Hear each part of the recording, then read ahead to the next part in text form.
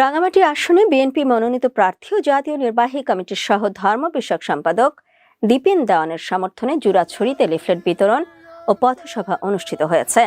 18 November সকালে জুরাছড়ি উপজেলা বিএনপির উদ্যোগে যক্ষা বাজারে সাপ্তাহিক হাটে এই লিফলেট বিতরণ করা হয়।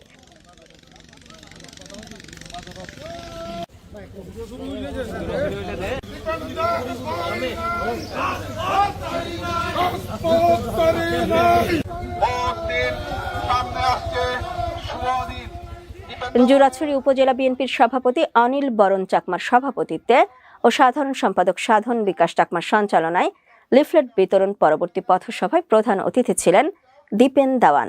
এ সময় উপস্থিত ছিলেন জেলা বিএনপির সহ সভাপতি সাইফুল ইসলাম চৌধুরী ভুট্টো, সুশোভন দেওয়ান আগা, বাবুল আলী, যুগ্ম সম্পাদক আলী বাবর, দেবজ্যোতি চাকমা, সাংগঠনিক সম্পাদক শাশ্বত চাকমা রিঙ্কু, জেলা বিএনপির স্বাস্থ্য বিষয়ক